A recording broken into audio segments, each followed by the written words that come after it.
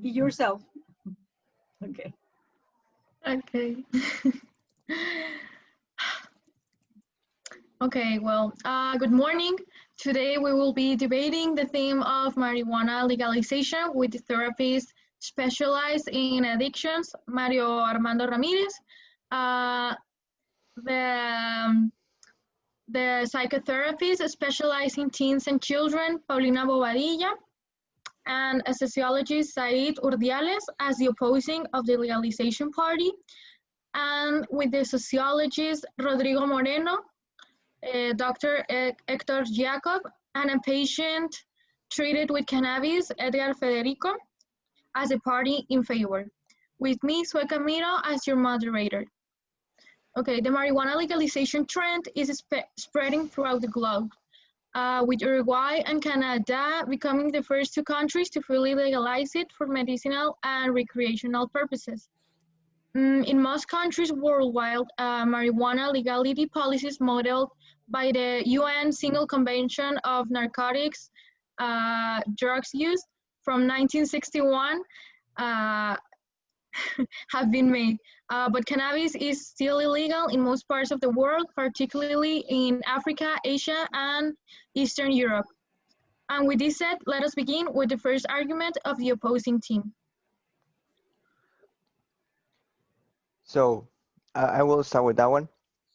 The first argument is, have you ever wondered why those countries that have not approved the cannabis, they are not willing to approve it? The idea is what has been done once will be repeated. And we are just trying to avoid um, a massive consumption of something that will destroy human will. Okay, does someone from the other team want to elaborate? Okay, Rodrigo? Yes. Well, I guess that it's very interesting what you're saying, that what happens will be repeated. Well, if we look at that, I mean, we have a very strong case about, for example, another now legal substance, which is alcohol. Alcohol has been through a prohibition historically throughout the world, and we have the example of the United States. As you may know, during the 1920s, we had the alcohol prohibition in the US, where it was completely illegal, the possession, the sale, the production, or the consumption of alcohol. Well, during that time, the prohibition actually had to come back and be reverted because a black market emerged. These illegal organizations, illegal, for example, activities like crime went skyrocket just because of the prohibition of something that people are willing to consume either way. So if you're talking about repetition of historical events, we have various examples of other now legal substances that were once prohibited and now are decriminalized and actually legalized and regulated, which is an important part too. Yes, of course. That's exactly the example I was going to give. So we have that 15 million of people in North America, talking about the United States, die every year, and that's only just because of the alcohol. Precisely. What does the alcohol do? We know that that dooms the mind. So I just study the human behavior. I know that if something is prohibited, it's more tempting. Of course it is, but it's also protecting it. It's also protecting the people from openly use it. When you give authorization to do it, to try it, to experience it, just like that, people die. Let's think on the worst case scenario of a car where 8 people can go in legally, right? We know that we can fit more than 8 people in a big car. But legally speaking, if you fit 8 people in a car and that car gets in a car accident because of the alcohol, 4 of them are going to die, at least. Who says so? Physics. Physics. Well, you talked about deaths caused by alcohol, as we know, a legal substance, a regulated substance, supposedly, as well as tobacco, for example. Just in the US, we have like more of 480,000 deaths annually because of alcohol. And anywhere else in the world, marijuana causes no deaths. It's basically impossible to die from marijuana usage. So if you're talking about safety and regulation, that completely doesn't make sense. How are substances like tobacco and alcohol legalized, supposedly regulated, as we say? Because, well, in Mexico, you know that that's not the case. Children are selling cigarettes in the street. So we're not in favor of completely unregulated and distributing marijuana everywhere without a law. We're talking about law, we're talking about sanctions, we're talking about taxes that will also benefit the economy. I'm going to ask you two questions. First, what does the marijuana do? First. And second, so you want to legalize the fact that children are working and selling cigarettes? No, that's exactly what I'm opposing. I'm saying, well, how is it possible? I'm talking about a complete restructuration of the law. I mean, and this team, my team in favor, I think they're also in favor of that, right? Using the law in favor of responsible usage of this drug. Well, what does marijuana do? You ask me. Well, do you want from a medical standpoint, we have a doctor here? Do you want from a testimonial standpoint, we have a patient? It is been proven, and actually the FDA has approved marijuana for medical usage in 2 cases of severe epilepsy. Okay, so these people that you are mentioning, do they want to speak? Because you didn't answer what the marijuana do. Well, I can answer you the question. It is estimated that the marijuana usage has been around like years about 2737 before Christ. There have been uses since that date, and also the alcohol has been used around 10 million years ago. So, what does marijuana do to you? It has a lot of medical benefits. Marijuana helps you in a lot of treatments that a lot of patients are having right now.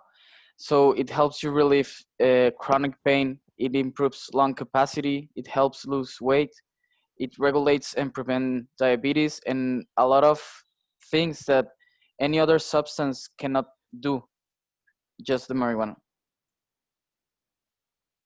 Okay, Mario, you can speak. Well, adding to that, you might mention the fact of the medical benefits that um, the marijuana provides. However, the average user of marijuana is not a patient with a terminal illness. It is actually young adults, young boys from the age of around 19 years old. They started um, that started consuming this drug, and going on with there was a study with around 3,000 applicants, and around 90% of those applicants consumed almost daily, 6 to 7 days a week, around one fourth of an ounce of marijuana.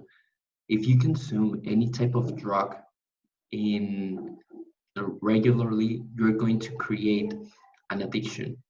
If you even if it's in small substances, in small amounts, you're going to create you're going to start depending on that drug to start feeling better. And we don't want for our citizens to actually depend on any type of drug. Well, it depends in the person. Not everyone generates an addiction. It depends of the person you are and in the the willing force you have. And also, as you may know, tobacco it's legally accepted in almost all of the countries. Uh, Tobacco has around 20,000 chemical components, which affects the brain, the body, and all the lung capacity of the user. And marijuana, it doesn't have chemical components. If you smoke uh, regular marijuana, it also has the main components, which is THC, that makes you the effect of being high. Hallucinate. Not hallucinate, but of being a little bit high and relaxed. And it Okay. also has a lot of chemical components, which helps you to relieve pain, which are called most painkillers. So Okay, it is let's better. talk. Oh, Let's talk about But those. can you please stop and let him finish his sentence, please? Yeah. So it's better if you smoke regular marijuana than smoking cigarettes.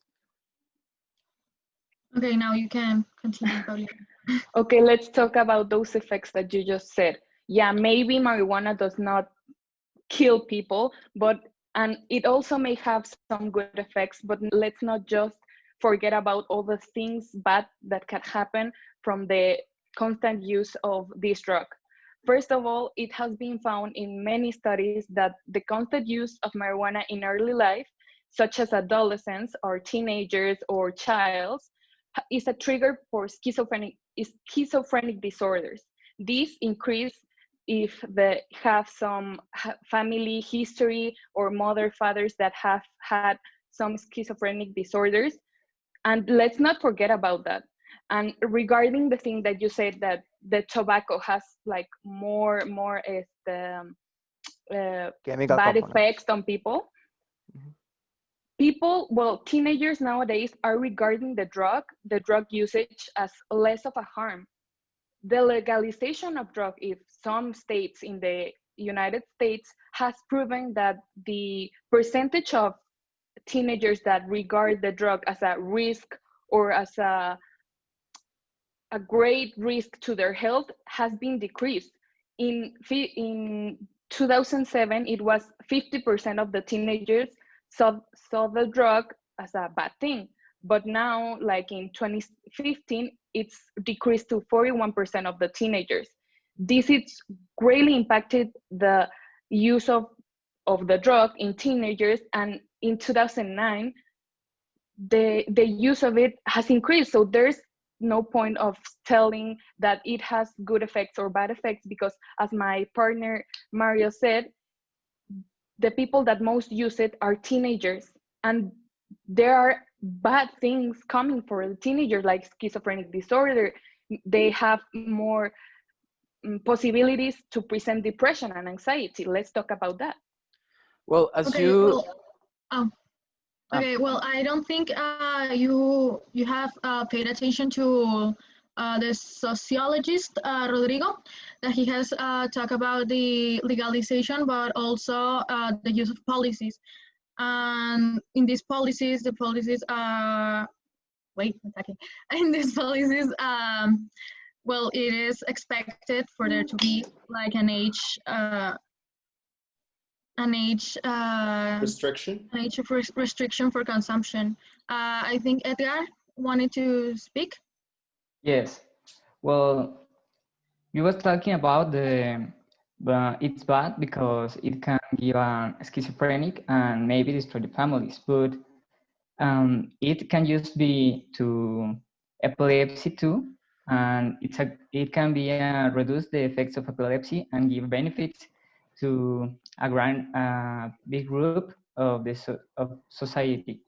Well, according Epilepsy Foundation, say that 67% around prefers that should be consumed marijuana as a medical option for reduce the epilepsy symptoms. Is this reason is important to see that should approach the marijuana as a medical consumption, and it can give benefits too in that it's less addictive than tobacco and alcohol too, and it has a low risk of withdrawal in some alcohol or other substances, and it's a good way to get better improves the studies of medical option as a marijuana. Okay, therapist Mario Armando speak, please.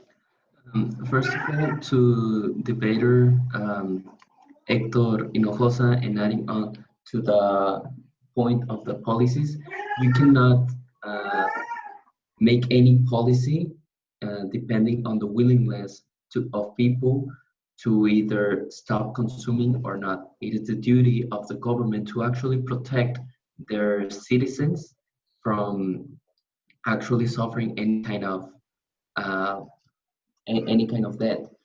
adding on to the example of the alcohol, um, there's a reason why alcohol has a uh, an age when you should start actually consuming alcohol.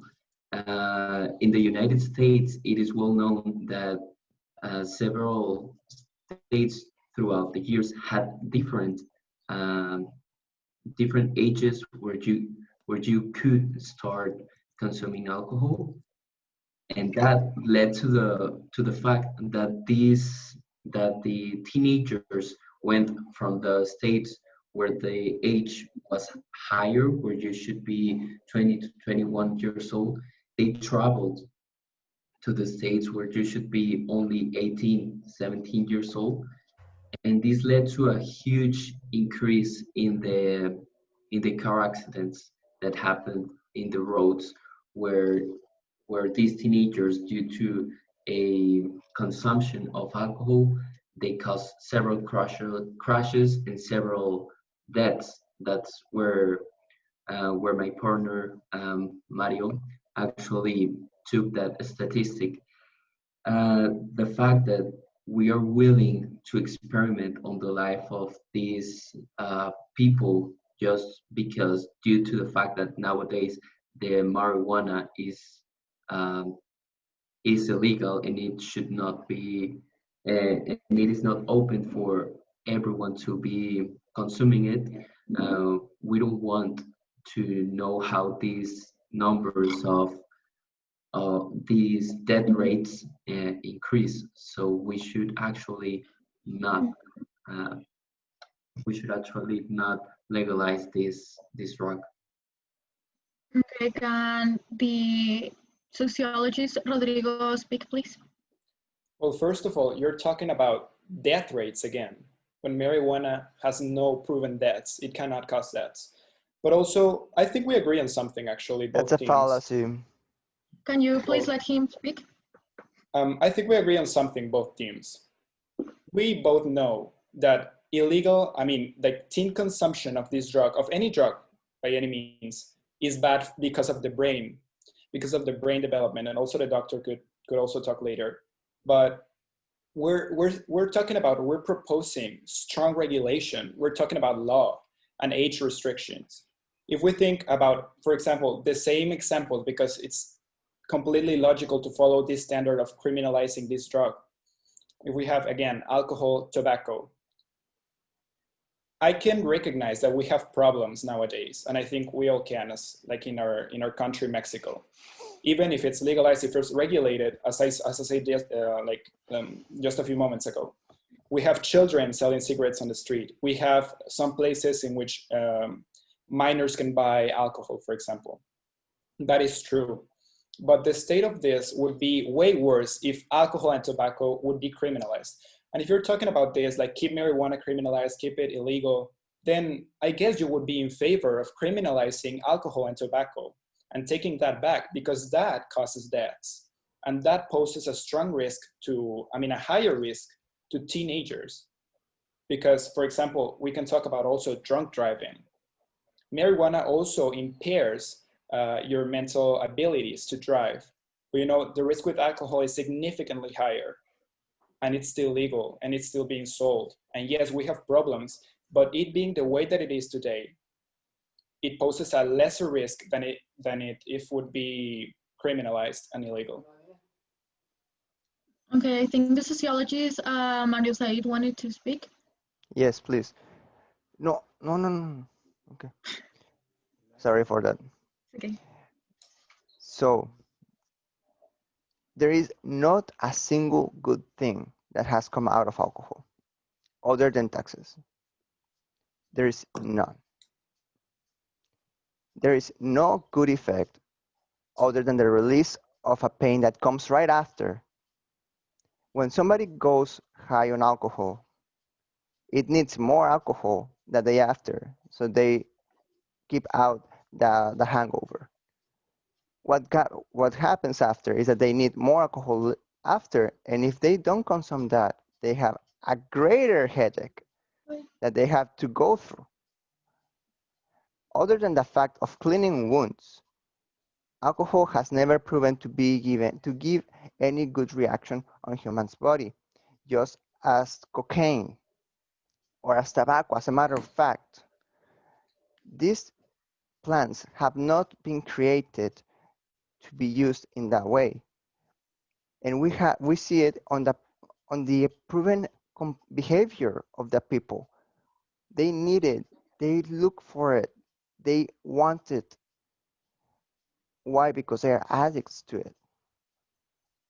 The only good thing that has come out of those things, if you want to call it that way, is a pain release, and that it's just generates more and more addiction, just as did the this drug that was used in Second World War.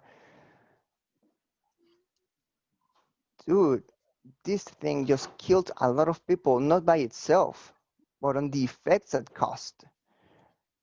As far as I know, and I'm sorry, but Hector, you didn't answer my question the first time. The effects that I have seen that cannabis or marijuana generates are mostly the same as high ingest of alcohol. Basically, decreases your capabilities to see your surroundings the way they actually are. What will that cause? Psychosis? Yes. You can decide to kill somebody just because you don't know them as they are. You can see them as a monster in a high ingest. Okay, I understand that that comes after a lot. But come on, you are trying to give permission to people to use it. And now you were talking about restriction ages. That doesn't seem to matter anymore. Children are buying alcohol. Teenagers buy alcohol all the time. You cannot deny me that, in the United States especially. So what does that age mean? It means nothing. It means that you have to have a card that says that you are this age and that's it. It means that you can ask your dad or your brother for their credential and go and buy it and ingest it yourself. Those regulations do really work in a developed country as the United States. Now, translate that to Mexico, where we don't have that culture that you say is safe in the United States. I'm gonna leave it that way. Just people behave in the same way everywhere when it comes to illegal stuff, and it happens more and more when it generates that kind of stages where you don't care. They're called nirvana. I'm sorry, but you were talking about marijuana being, well, yes, a substance like a psychedelic, and you said that it could lead you to kill someone. But I have heard, with all the classmates, that they have said that it had not led to any death. It So has. I just wanted It to will. ask you directly to you, what do you mean with this with this statement? Like, do you have facts, or do you think, or why are you saying this? When a drug causes you to lose the way of your surroundings, can lead you to do pretty much anything. I mean, yes, of course.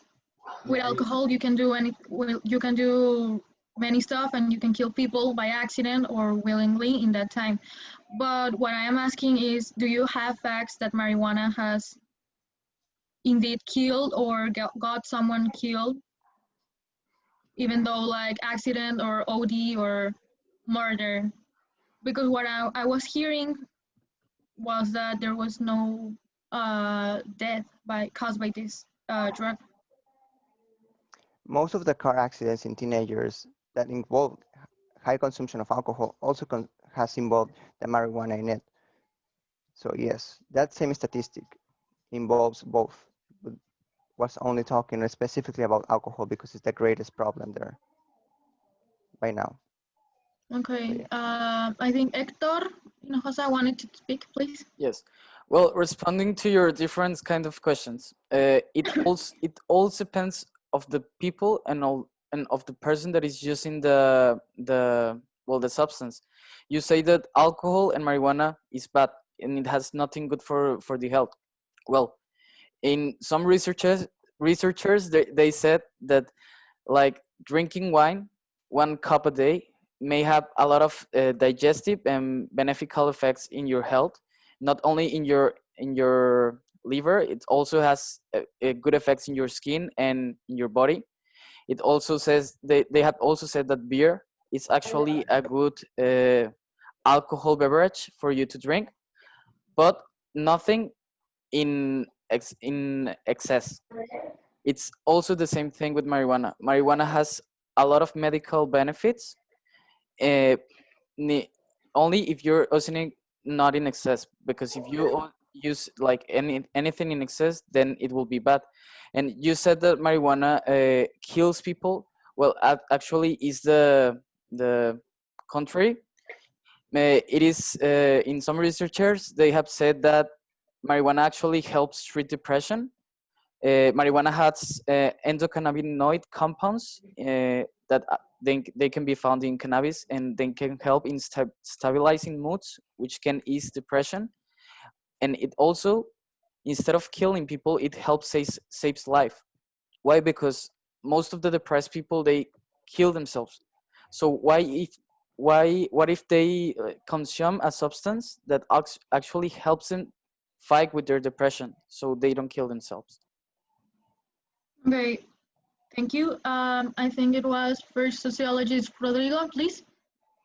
Yeah, first of all, as a fellow sociologist, it surprises me that Mr. Mario Urdiales, you do not believe in age, seemingly, or you do not believe in a normal process of development and the increasing responsibilities that comes with growing and with developing. So you're saying, yeah, because of the state of how it is all today, as I said from the beginning, we agree on that. We have trouble in those fronts, on regulation, on law, and actually enforcing it to avoid children and young adults, well, adults no, but teenagers get access to those substances that are legal. But yeah, we're talking about like strong regulation, as I said, once again, because with regulation, you're putting these substances, these plants, the production, the commerce and everything in the hands of the right people, of responsible people, on people that are authorized by the government to do so. So even though I can assure you, yes, we will have problems also with marijuana. I would think so. I mean, we have problems with alcohol and tobacco. Also, they are more dangerous, as we said. But yeah, it's still a better alternative than having it completely criminalized, because then you have organized crime, you have all the narcos, for example, in Mexico.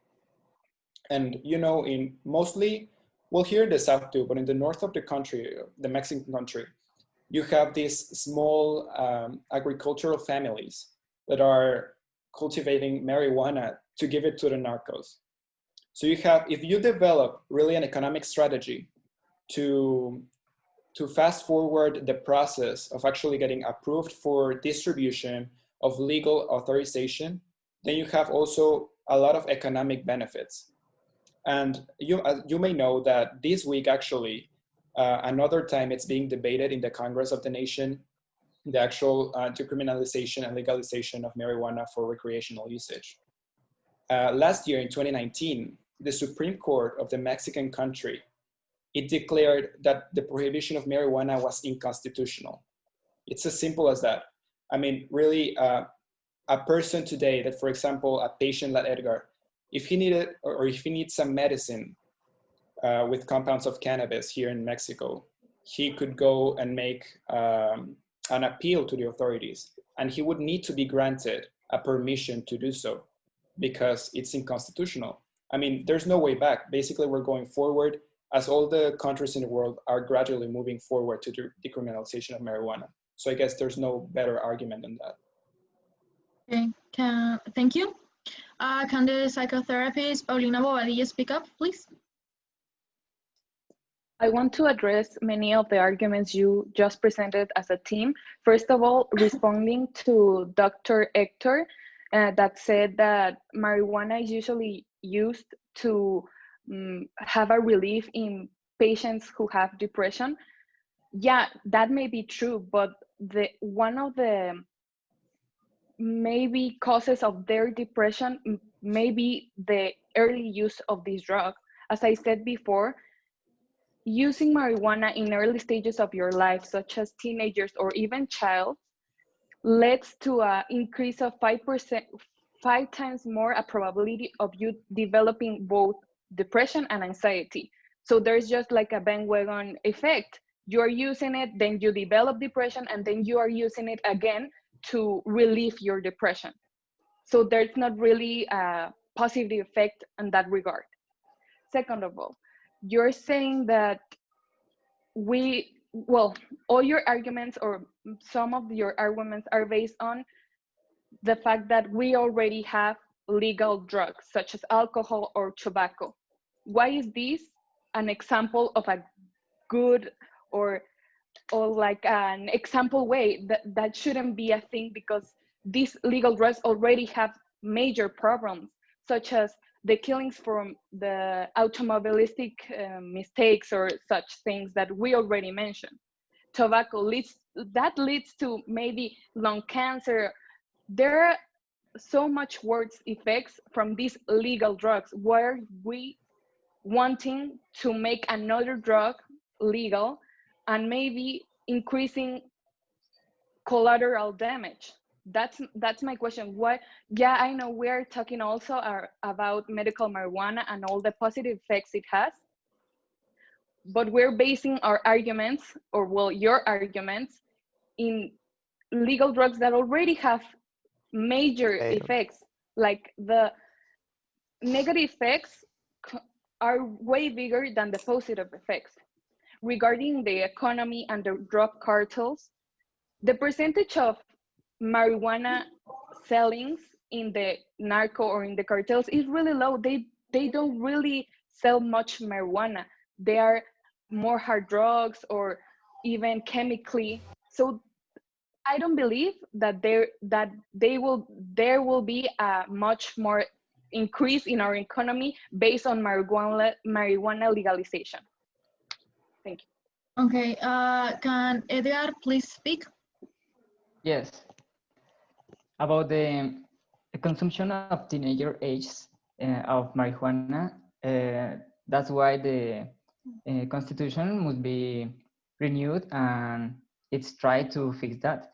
Well, if we take a consumption in a younger age, obviously we can have symptoms, negative symptoms, but it don't mean that it can be bad for almost of the people. Even the consumption, it can give good effects, as we said earlier. And the consumption if is approved the constitution, it can be reduced the rate of narco traffics and all of the black market that includes that part of the marijuana sales, and this part of the economy can be regulated but by the constitution that it's renewed. Okay, thank you, Edgar. Can therapist Mario Armando please pick up? Talking about drug cartels, are you willing then to give them the authorization of actually selling this drug, giving them the economic power, giving these organizations that have caused so much damage to our population, giving them the economic power to actually continue with their operations? I'm not willing to do that, actually. I'm not willing to put the fate of my brothers, of my sisters, of my parents, of my children to these type of organizations. Also, you're talking a lot about the fact that there are medical benefits for marijuana on actually reducing pain, and that might be true. However, that was also true for drugs like morphine used in the Second World War, that they were used by soldiers and they created a dependency on this drug. They created and it is actually a really, really strong drug that might only actually reduce our sense of reality, might make us lose several human resources of our population, reducing actually the benefits that the economic benefits that you might say. I don't want to see the negative effects on people just because I am willing to have a economic effect. Okay, thank you. Can sociologist Rodrigo Moreno please speak up? Thank you. Thank you. Well, I would like Mario to think about what you just said because it's completely illogical, with all due respect. You're telling me that you don't want this. What's the main characteristic of narcos cartels and drug cartels? Where they're illegal, first of all. So you're telling me that you would not like for these organizations to come and get into a box of law that is surrounding it? I mean, that's a way of also controlling. If you create a market, a regulated market, and that's economically positive for people and for production of legal marijuana and its derivatives, then what would, for example, that would deeply hit the drug cartels. Why? Because, well, if you can sell it illegally with less benefits than legally with a lot more benefits, and actually it being legal diminishes the need for you to, or for any person in that matter, to go buy it illegally, then there's basically no incentive for production of illegal substances. Let me ask you a question. We were talking about alcohol, tobacco, and everything else. Who buys illegal alcohol? Who buys illegal tobacco? Are drug cartels actually commercing with alcohol and tobacco? No, because it's regulated, because it's enforced by law. And only, yeah, idealistically, these regulated and, as I said, controlled substances should be really in the hands of people that are of that surpass an age restriction. Well, but it's still, you know, you don't have illegal activity because of that. And you were also talking about the economy. Well, you know, as you know, Colorado and Washington State in the United States were the first states who completely legalized marijuana for recreational and medical use.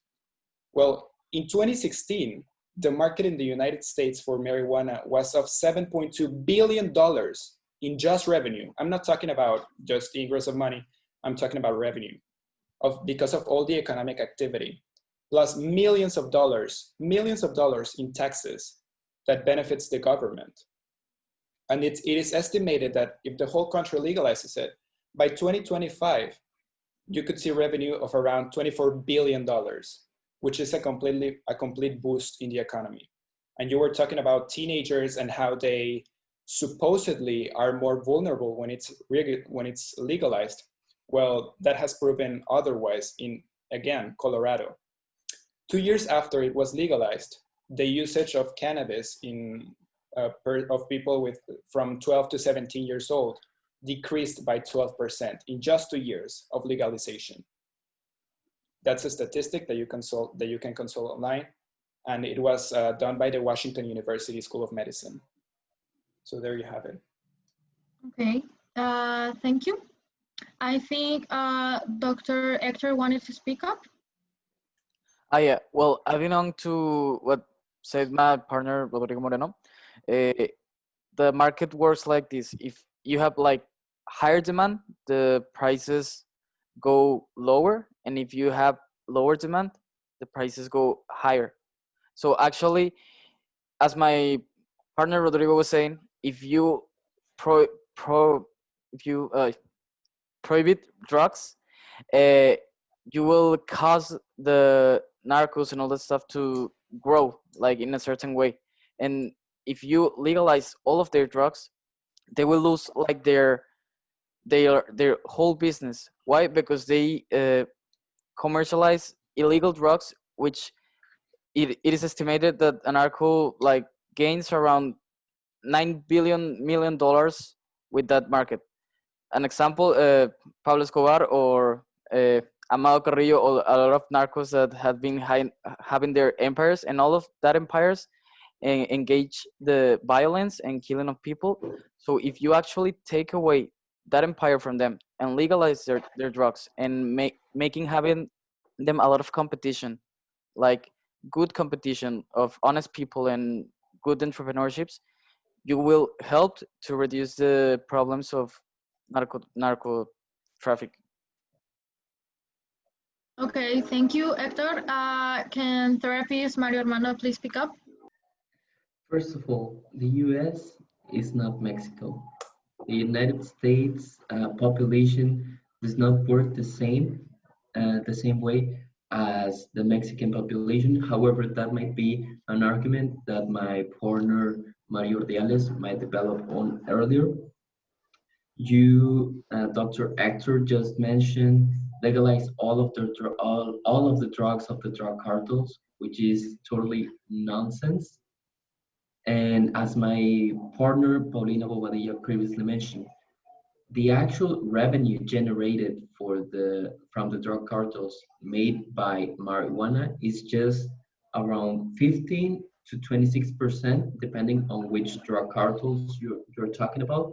The main source of income it comes from extortions, kidnaps, and the use of opioids, the selling of opioids such as cocaine.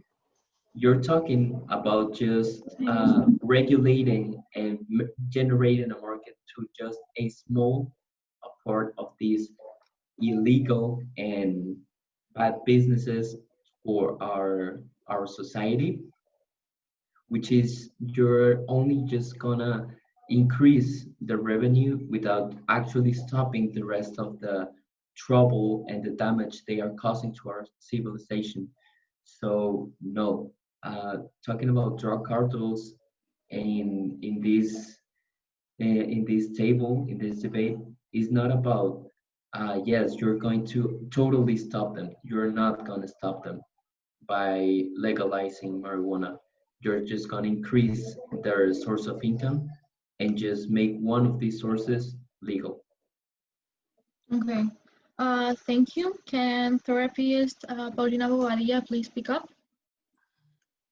I want to address the comment that, well, the argument that Mr. Rodrigo said regarding the Colorado benefits that came from the legalization of all kinds of marijuana, recreational, medicinal. Okay, you told us the statistics lowered in regards of the consumption in teenagers. However, as I said before, in the National Survey on Drug Use and Health made by the US Department of Health, that's where the Colorado statistic come from too. The percentage of these teenagers who perceive a great instinct in marijuana has decreased. So yeah, maybe the majority of teenagers are not encouraged to smoke it because of the legalization, but the perception towards the drug or the risk that come from the drug has lowered. Maybe they don't know how badly affected can get because of the use of this. Also, let's talk about all the bad effects that it has happened in Colorado. One of them being the significant increase in the state homeless population, or how the reports or newborn babies born with THC in their blood has grown to 15%, or even the hospitalizations have greatly increased of marijuana related poison control center calls in Colorado double in less than 3 years. Also, the marijuana has led to a rise in certain types of crime. Even though it's legalized, there are 56 more homicides in 2017 with a marijuana related problem. The illegal growing of pot has even increased, even though it's legalized. So therefore, I believe your argument is not strong enough for our case. For Mexico, where the crime, it's all the regulation of our crime, it's broken. Our system, it's broken. So what can we expect in Mexico if the results of the legalization of recreational marijuana in Colorado, in the United States, have had these effects? Okay. Thank you, Paulina. Can sociologist Mario Said please speak up? Sure. So has been said a lot about these bad effects that marijuana has. I was going to say, if you say, sorry for the redundancy, that having good competence against the cartels, or in fact, giving them a deal where they are going to be the producers, okay, in a box of law, why hasn't that happened yet?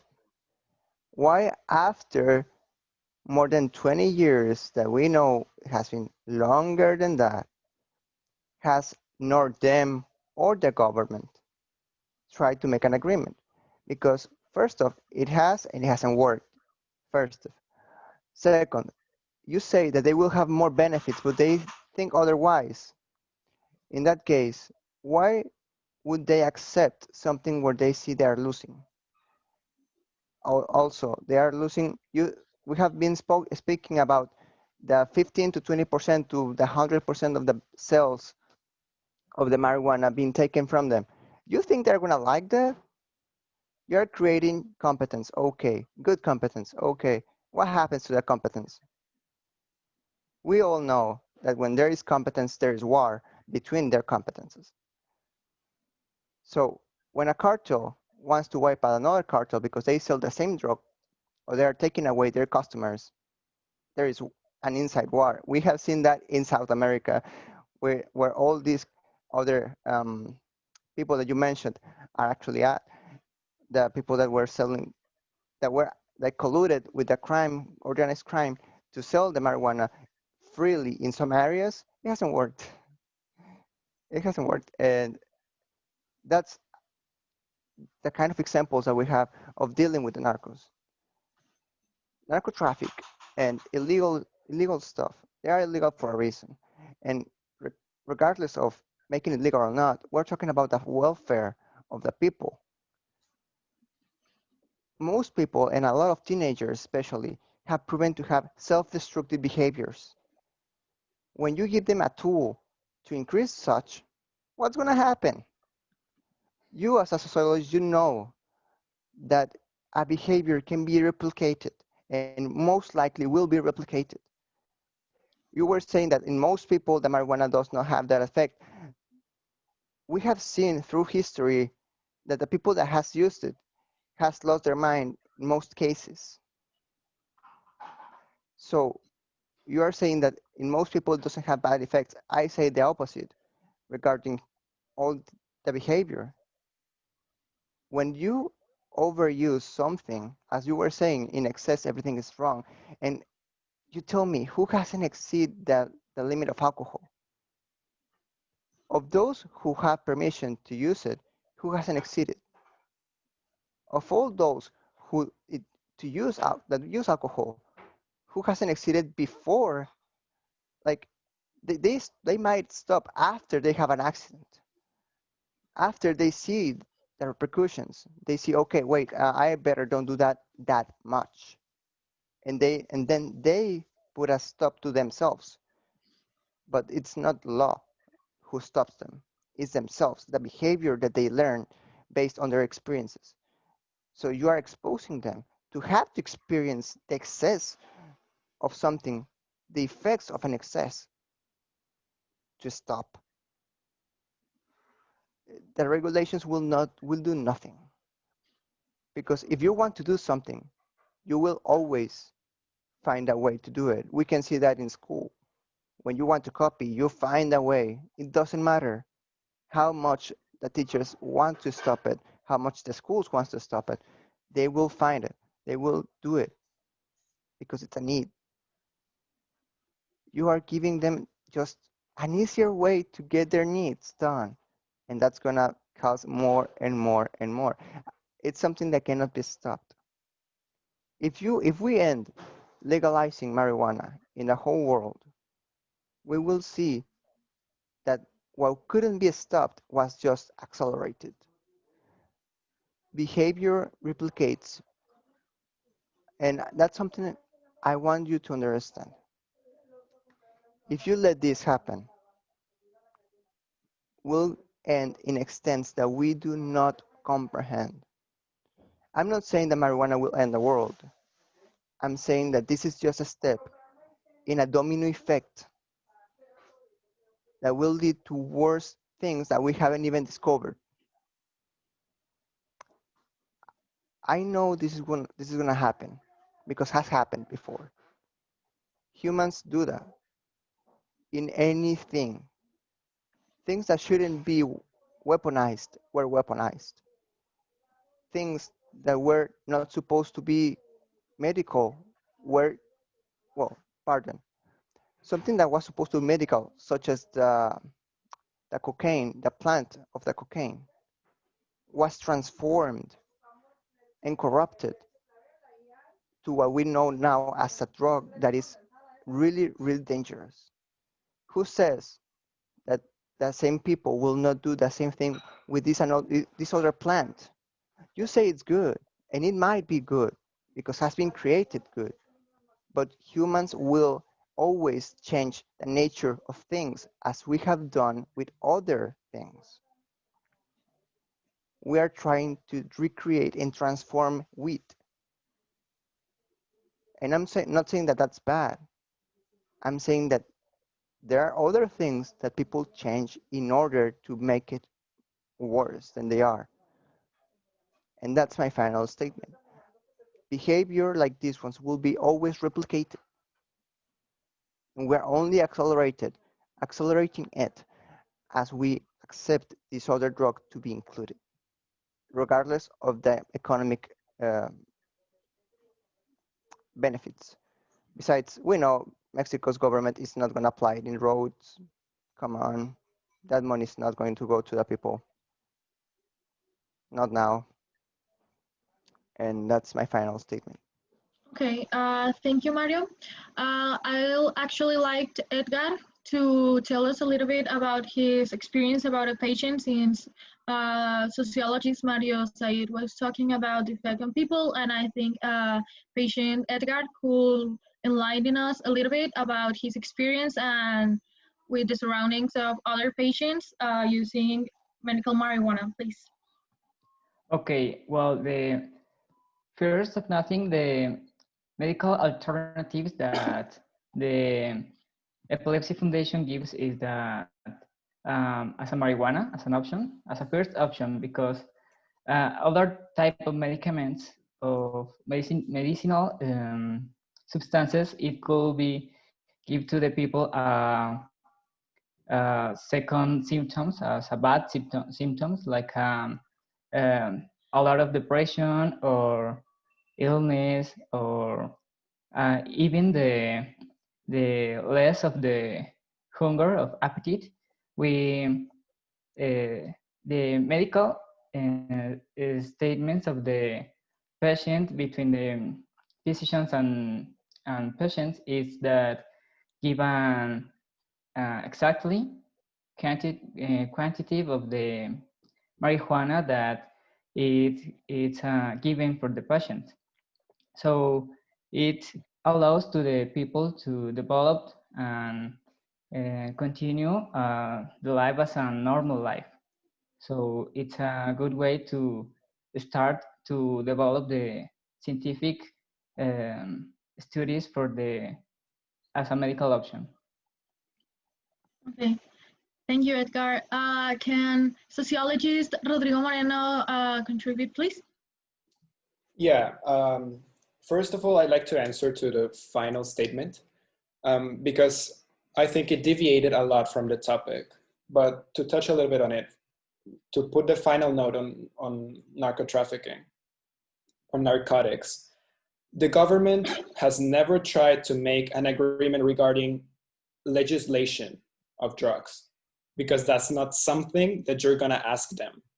That's not something that the government and that the lawful citizens will consider. And if you think so, I guess that's completely illogical. You're not going to ask the illicit people and cartels what do they think about the legislation. You're legislating for the greater good of the country. You're legislating for regulation, as we have been saying throughout the debate. Then we have the effects of cannabis, as we saw in health. There's no other drug that has the unique characteristics of marijuana, in the sense that there are some illnesses that can only be treated with cannabis. There's no other way to treat them, such as extreme cases of epilepsy, of syndromes of epilepsy. You don't have that with any other drug to start with. So there's not even a potential benefit in other drugs. We're not in favor of legalizing all drugs. We're in favor of regulating the marijuana consumption throughout the country, which has, as we've been seeing, economic benefits. We have benefits against crime. We have benefits of agricultural empowerment also for small families even. So in the end, it's not a question of should we legalize it or not, because it's going to be legalized. We've seen the whole countries, I mean, the whole world, that's what I was trying to say, moving forward in this. And you can see in every single country where there is a statistics, because that's what I'm based on, statistics. You can see that the perception for the danger of marijuana has actually been lowered, because that's true. It's been scientifically proven, and you can see that it's less dangerous. And well, I guess you as a sociologist and as a therapist would be really content with that people are getting a sense of truth. Then marijuana is increasingly being consumed. You have to regulate it, that's true. But it's not a matter of you wanting or putting this sense of immorality in all these consumption topics. You have to make a choice. There's two extremes. You either legalize it, make it with a strong regulation, get an advantage of all its benefits, which we've touched throughout the debate, or leave the illegal markets alone, let them do what they want. Let it almost be an anarchy, I would say, because if you say that, well, what has law done? Well, it has done everything, because if there was no government, I mean, I think we wouldn't even be talking about, well, regularization and legalization of these substances. So in the end, you have to make a choice. And it's, as I said, it's either legalizing and getting the benefits, or leaving it as it is, stigmatized, criminalized, ignoring the potential benefits, well, the proven benefits that it has for some people that are in the increased need of using it, using those benefits, or leaving it as it was, being accessible for young audiences, for young children, because it's illegal, fostering the legal markets, being whatever percentage it is of income for illegal organizations. I guess the answer is pretty obvious. It's a greater good, the use of law, or basically not taking any care of it. That's my final statement. Okay, thank you, sociologist Rodrigo. We're going to start with the final statement, so please, if you can make them short and concise, please. I think Dr. Hector wanted to speak, please. Well, yes, addressing what Mario said, I didn't tell that all the drugs should be legalized. I was telling a superstition. And if you go back to history, in the 1920s, they were not called narcs, they were called like mafias. The main substance that all the mafias commercialized was alcohol and tobacco when it was prohibited. So what did the government do? They legalized the consumption of tobacco and alcohol, and the mafias didn't have a lot of products to sell. So they weakened, and they start looking for other illegal products to sell. That's why they sell illegal products. So if you actually take the marijuana from being illegal, they will not sell that anymore. They will try and look for other things to sell, and you will weaken their empireship, you can say. So there is no proven, as my partner was saying, there is no other drug that helps people as marijuana do. It is also researches that just marijuana can help treating seizures. It's the only drug that can help to fight cancer, which actually cancer, it's a effect that makes the cigarette. So if you think that marijuana helps fighting it, it's like incredible what all this plant can do to the people. It also has a lot of benefits that no other medicine or medicament could have. And I think that it is that all the people that needs this type of treatment should be granted access, regulated access, but should have the free access to treat themselves and treat their disease. That's my final statement. Okay, thank you, doctor. And now we have at last the therapist Paulina Bobadilla, please. I have heard all your arguments regarding the benefits of the legalization of marijuana, or specifically the medicinal marijuana. And I do understand that there's not such thing like neutral stuff that does not have pros and cons. That's why we are discussing it. However, the percentage of people benefiting, medically speaking, from the drug, and comparing that to the percentage of people that actually consume the marijuana, we have already said it. The medicinal, the percentage, it's very small compared to the teenagers, young adults, or the population that only use it for recreational purposes. We have gone back and forth between legalizing it all the way, recreational, medicinal, or only medicinal, but I am not willing to put our kids in danger or expose them to all the bad risks that can come, the collateral damage, not only regarding their health, killing people, or the murder, all that thing. I don't want to talk only about that. All the collateral that we could get regarding the cartel, regarding the symptoms, I'm not willing to put a risk on our children just because a small percentage are using it correctly or within the law. That's my final statement. Thank you. Okay, thank you, Paulina. Well, with this final argument, we're going to end it. And as we can see in this debate, today, marijuana used for medical and recreational purposes is becoming legal in many places. And while other governments have started decriminalizing it and treating it as a minor offense, showing that marijuana has been used to treat many patients around the world for many pain caused by diseases. The stigma around cannabis is slowly declining on a global level, and with new discoveries about its health benefits and effects. And with this said, we will end said debate. Thank you all for participating and doing an excellent job defending your position. Thank you. Thank you. Thank you. Thank you. Very good. Okay.